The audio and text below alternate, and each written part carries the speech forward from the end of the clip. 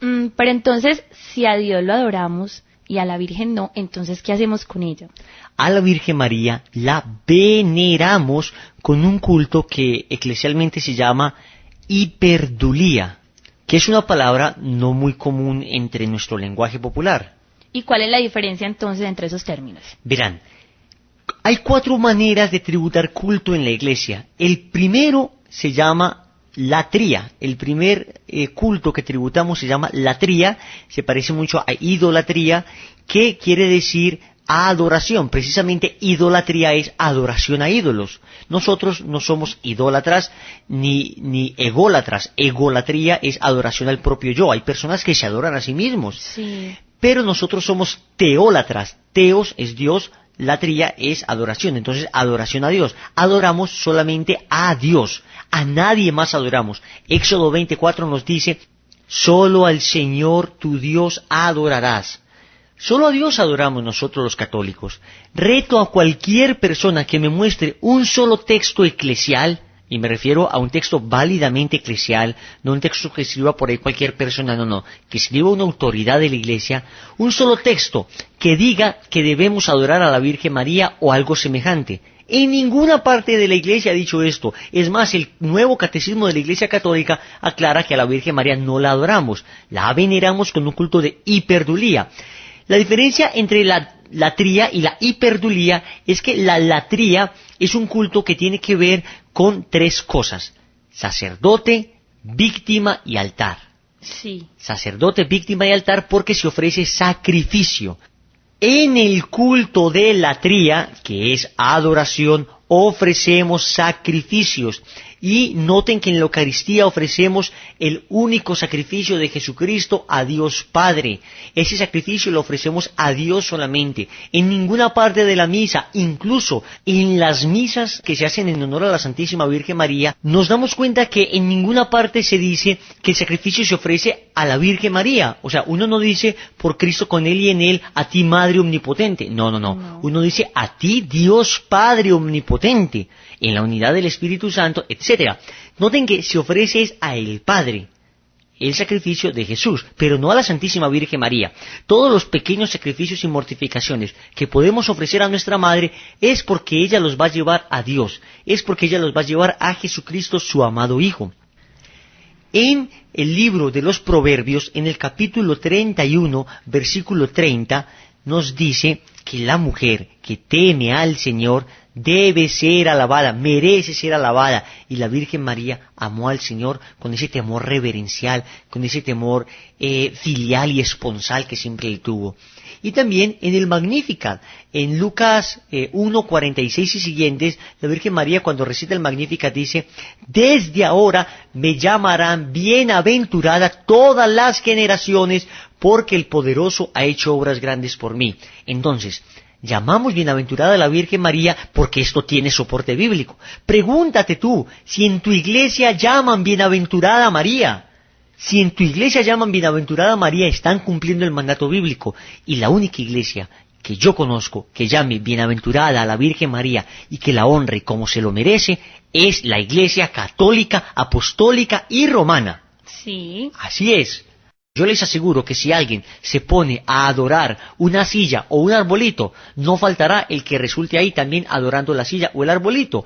En esta humanidad hay gente para todo, pero estamos hablando con personas serias. Estamos hablando a personas que verdad quieren encontrar a Jesucristo, que quieren seguir la verdad sin tapujos, que quieren conocer a la Madre de Dios sin ningún atenuante, con toda la verdad, como le enseña la Iglesia y como le enseñan las Sagradas Escrituras. El obrar en María. ¿Cómo se entiende esto de obrar en María? Se entiende en 2 sentidos. El que María habite en el alma del devoto y el que el devoto habite en María. Bueno, nosotros es fácil que María pueda habitar en nosotros, pero nosotros ¿cómo haríamos para habitar en ella? Vamos a ver cada una de ellas. Listo. Primero veamos cómo María habita en el alma de cada uno de nosotros. Verán, cuanto más se encuentre el Espíritu Santo a María, su querida esposa, en un alma, tanto más actuará y se manifestará poderosamente para producir a Jesucristo en ella. Nos damos cuenta que Jesucristo fue producido en María gracias a la acción del Espíritu Santo. Sí.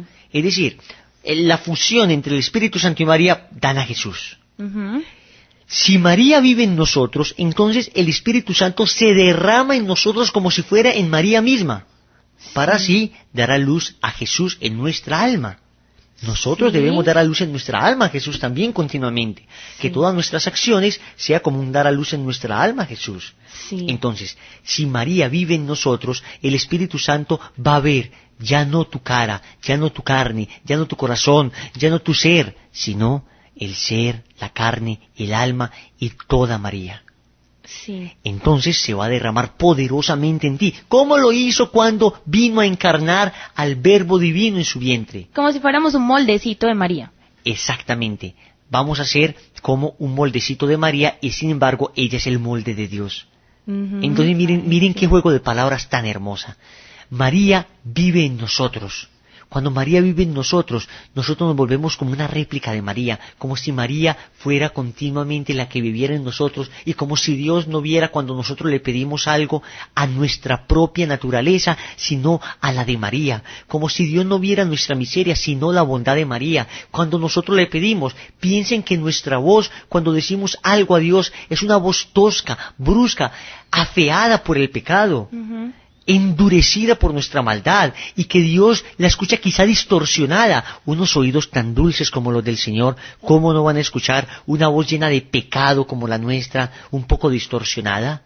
Pero en cambio, si María habita en nosotros, cuando pedimos algo a Dios, cuando pedimos algo a nuestro Señor, ya no es nuestra voz la que Él escucha, sino la dulce voz de su madre, la voz que lo despertaba cada mañana, la voz que lo llamaba a comer, la voz que le decía que lo amaba, la voz que le cantaba canciones de cuna para que se durmiera. ¿Creen ustedes que Jesús será capaz de negarle algo a esa voz? No, para nada. De ninguna manera. No. Si María vive en nosotros, entonces es María la que va a actuar continuamente en nuestra vida.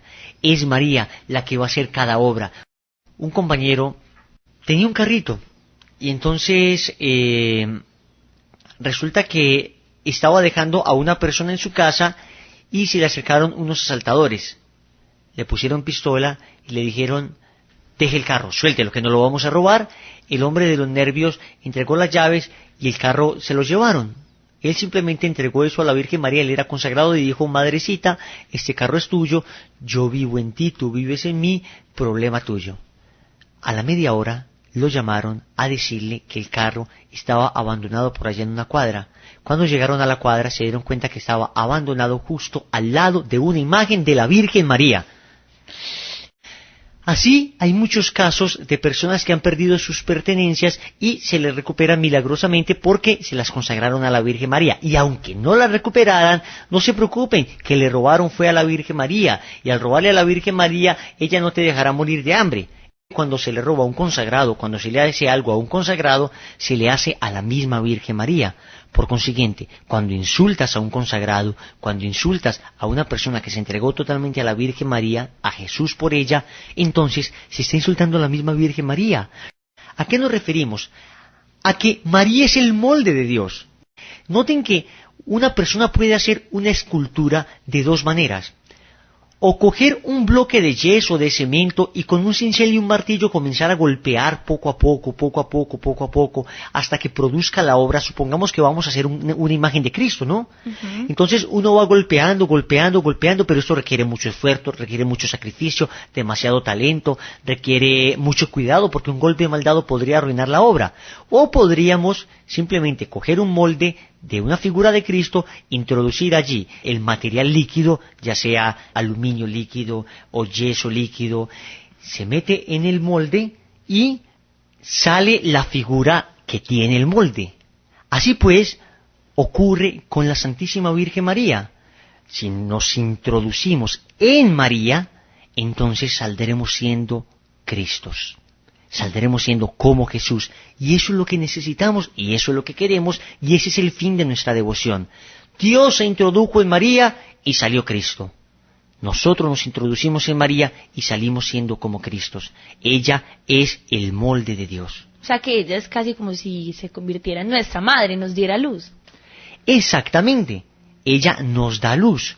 si nos introducimos en ella, ella nos da luz como si fuéramos otra vez Jesús. Sí. Y noten que esto produce varias cosas en nuestra alma, especialmente un gran sentimiento de confianza en nuestra amada madre, un gran sentimiento de paz y seguridad, porque evidentemente hay una gran diferencia entre el hijo que reside real y corporalmente en el seno de su madre y el esclavo de amor que reside moral y espiritualmente en María, como somos nosotros.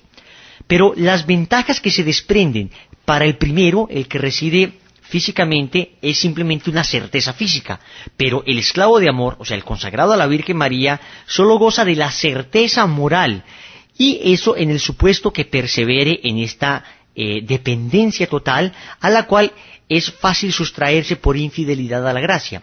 Si nosotros no vivimos esta consagración, es como si nos autoabortáramos. Uy. Miren lo fuerte de esa expresión. Es como si voluntariamente nos saliéramos del seno de María antes de tiempo, antes de ser como Cristo. No puede ser así. Tenemos que estar allí hasta que estemos perfectos como Jesús. Y esto también tiene una repercusión hermosa en lo que respecta a la alimentación espiritual. Nuestra alma necesita alimento. Y noten que el niño en el vientre de su madre recibe alimento, pues nosotros en el vientre de María, en el corazón de María, espiritualmente hablando, recibimos el alimento de los sacramentos, el de la Eucaristía especialmente, el sacramento de la reconciliación y el alimento de la gracia que continuamente necesitamos para la salvación. ¿Quién como Dios? Nadie como Dios. ¿Y después de Dios? Nadie como María.